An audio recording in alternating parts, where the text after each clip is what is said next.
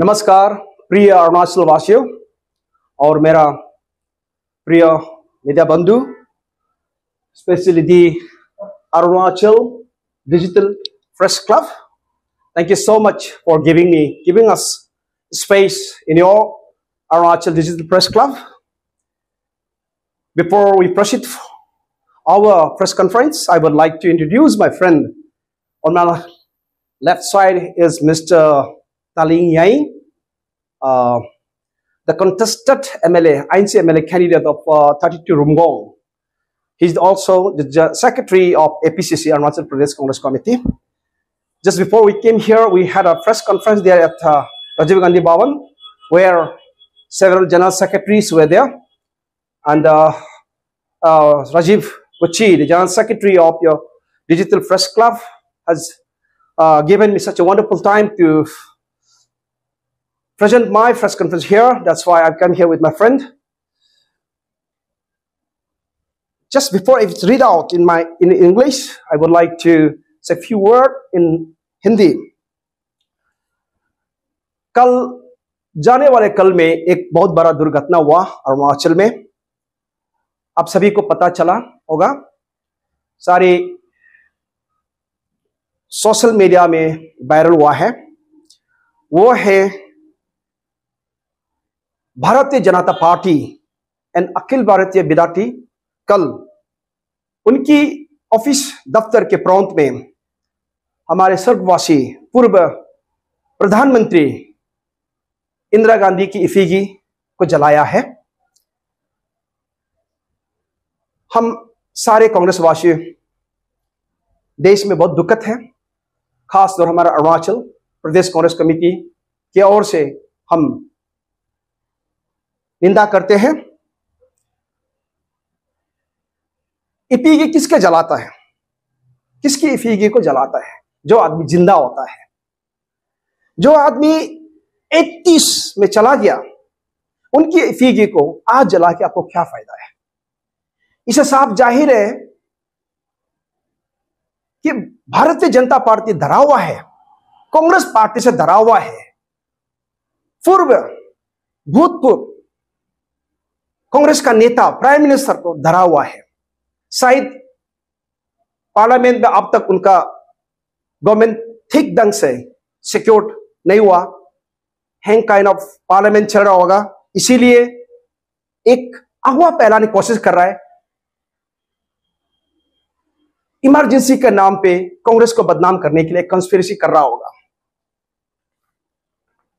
यह तो निंदनीय है, कंडेमेबल है.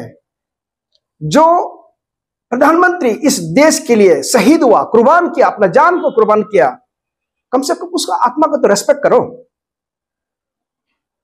उसने देश के लिए कुर्बान किया, उनका बेटा राजीव गांधी देश के लिए कुर्बान किया. इन कुर्बानी फैमिली को रेस्पेक्ट करना है.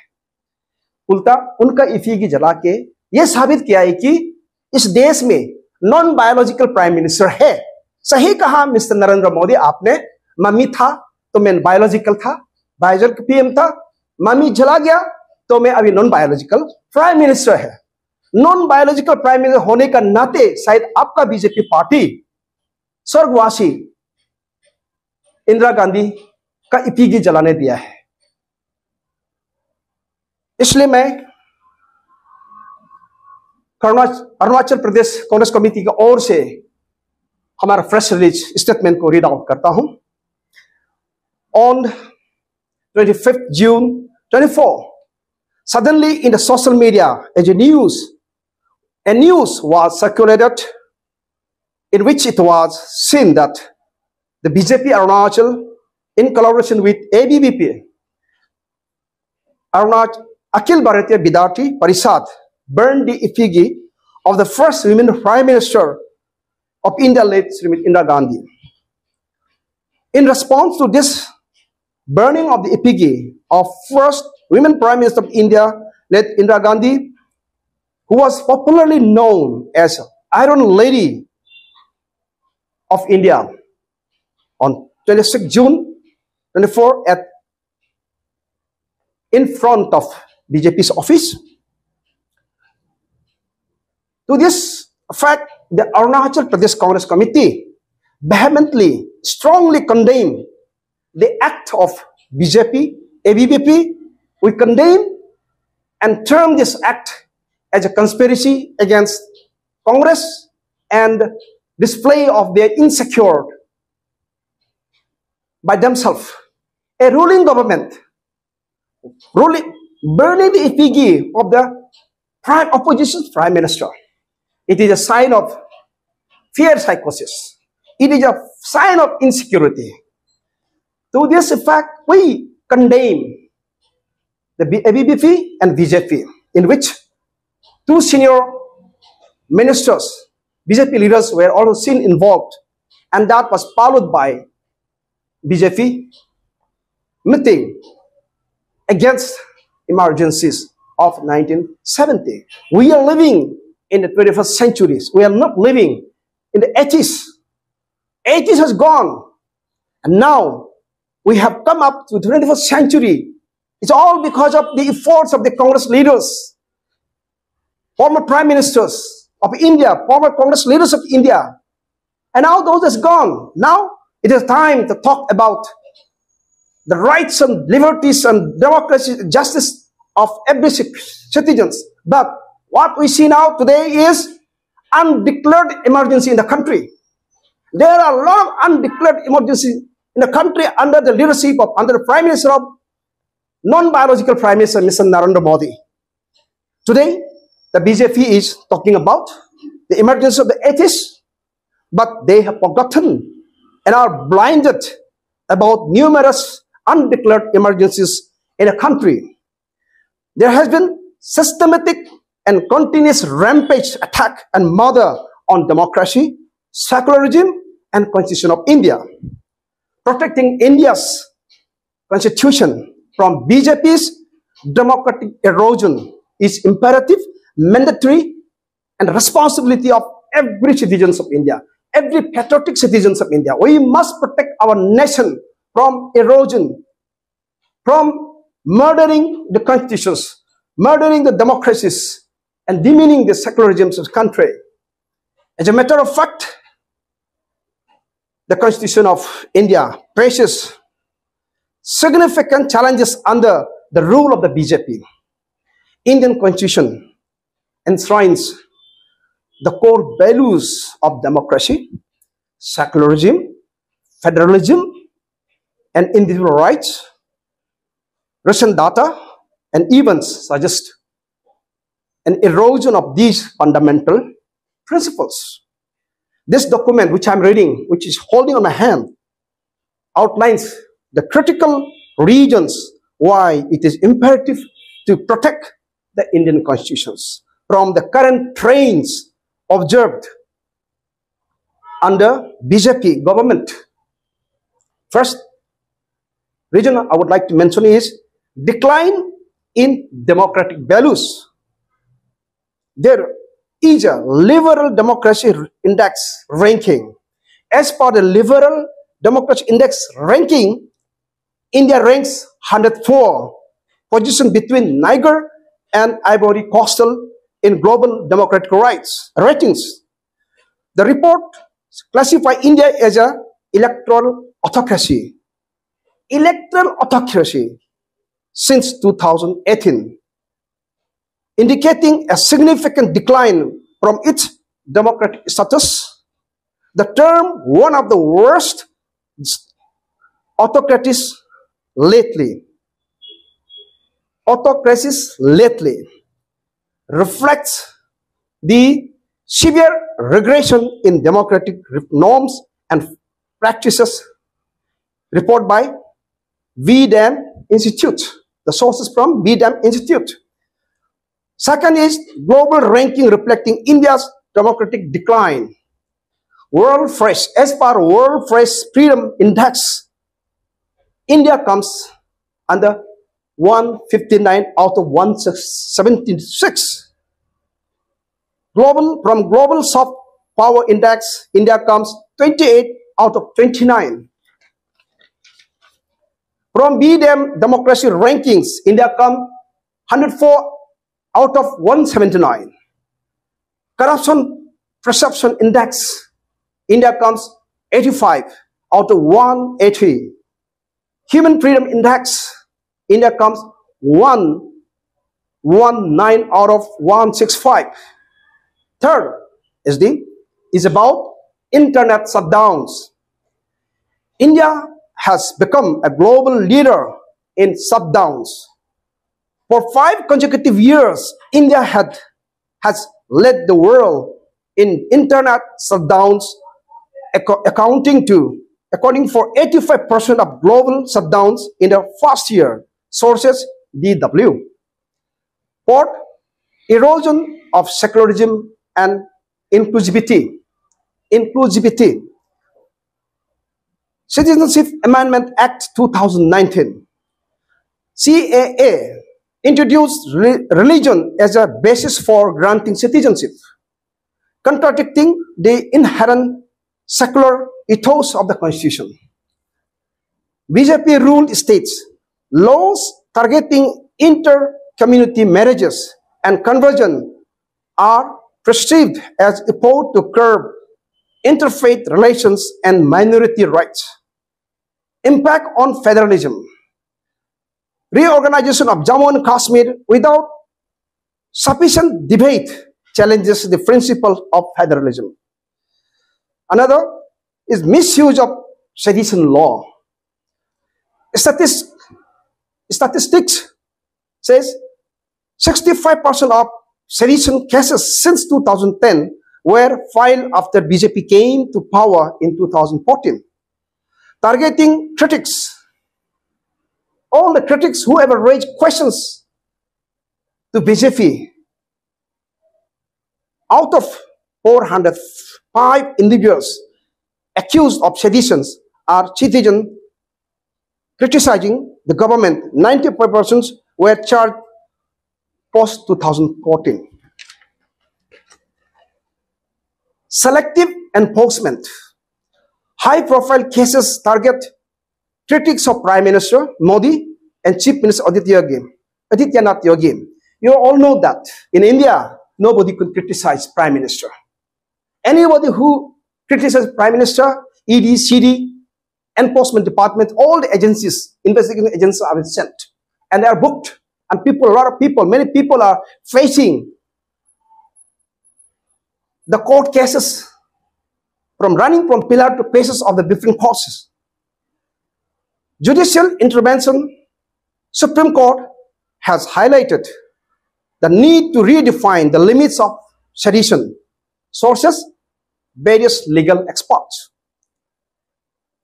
The idea of passing legislation with debate and discussions. The state of Jammu and Kashmir was trifurcated through the Jammu and Kashmir Reorganization Act without debate and discussion. In 2023, an unprecedented suspension of 78 opposition MPs, the highest of a single day in parliamentary history. And most suspensions went ahead with the passing of crucial bills like reservation for women in Jammu and Kashmir. In 2021, 20 bills were passed in monsoon season without debate. 12 bills were passed within just 10 minutes before the monsoon seasons, targeting minorities and critics. In September 2023, United Nations Special Rapporteur says India risks becoming one of the main generators of atrocities in the world. In November 2020, BJP government passed a law aimed at curbing interfaith relationship. Prohibition of unlawful religious conversion ordinance requires anyone wishing to convert to seek approval from the district authorities and carries a punishment of up to 10 years in prison for converting another person through coercion, fraud, misrepresentation, or inducement. Within 3 months of passing law, UP authorities filed cases against 86 people. 79 of them were Muslims. Home Minister Amit Shah said at an election rally in Delhi in September 2018, illegal immigrants are like termites and they are eating the food that should go to poor and are taking our jobs. In August 2019, after the Indian government revoked the constitutional autonomy of J&K, it imposed broad restrictions and arbitrarily detained thousands of people, including elected officials, political leaders, activists, journalists, and lawyers. Misuse of constitutional agencies like ED and CBI. There has been a huge increase in CBI and ED cases between 2014 and 2021. But there have been only 23 convictions out of the 121 political leaders proved by ED and 124 proved by CBI. 95% were from the opposition party only. All the opposition parties were booked under ED and CBI cases and NIA cases. ED searches between 2005 to 2014 are 112 numbers. ED searches between 2015 to 2022 are 3,110. Such a large number of, political vendettas were done against the opposition leaders. Press freedom and safety of journalists. India ranks third among the most dangerous countries for journalists, trailing only Mexico and Afghanistan. Sources Reporters Without Borders. Since 2017, Yogi Adityanath became UPCM. The authorities have filed criminal cases against 66 journalists. Another 48 journalists have been physically attacked. According to a February 2022 report by the Committee Against Assault on Journalists, the Pegasus project found that over 40 Indian journalists appeared on a leaked list of potential targets for surveillances. There are so many unlisted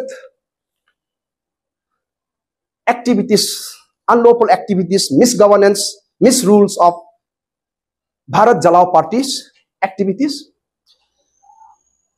When BJP talk about emergencies of the 80s, what happened to your Prime Minister not taking care of Manipur issues, which is still burning? Entire Manipur is burning more than 1 year. It's just like a more dreaded battlefield than the Russia and Iraq war, the Ukraine wars. Much dreaded than the Israel and Hamas. Their brothers are fighting the arms and ammunition supply. Who are supplying them? If you are a capable government, capable Prime Minister, a capable BJP, you could have curtailed the situation. Recently, the Supremo of the RSS, Mohan Bhagwat, have told the Prime Minister, the non-biological Prime Minister, Mr. Narendra Modi, to solve the Manipur issues, Manipur crisis within short time. After that, the Manipur Chief Minister, Mr. Biren Singh, came out and saying, in 3 months' time, we are going to solve the issues. When your government failed for more than 1.5 years, you could not solve. How can you solve now? When people are equipped with arms and ammunition on both sides, the Kuki side and the Meitei side, nobody can intervene. How can you do this? Today, our question here is, who will talk about the undeclared emergencies of the BJP government? There are so many atrocities, so many misrules done by the present government, but no, the emergency has been declared. I still remember how the democratically elected Congress government in 2016 was dethroned by the BJP government by putting their agencies, their BJP minded Governor J.P. Rajkwa in the governor, as a governor of Arunachal, who dethroned the democratic elected Congress government within 6-7 months. Is that not a misrule or atrocities or dictator rule of the BJP government? Today, we are so serious is that what makes the BJP to burn the effigy of the former Prime Minister, who is no more with us. If you are a observer, a follower of what Narendra Modi said, Beti Bachao, Beti Parao, Nari Shakti, then why could you fail to respect the soul of the Indira Gandhi? At least you must pay respect. You must pay homage, not as Indira Gandhi, but as the Prime Minister of India. If she is existing, maybe a political issue, but now she is not in the politics, not in the rest. Is Indira Gandhi still a threat to BJP? Is Indira Gandhi still a threat, Mr. Narendra Modi? Therefore, we condemn, the Arunachal Pradesh Congress Committee vehemently condemn the act of protest and the burning of effigy of our beloved great leader, Madam Indira Gandhi. We condemn. Thank you so much.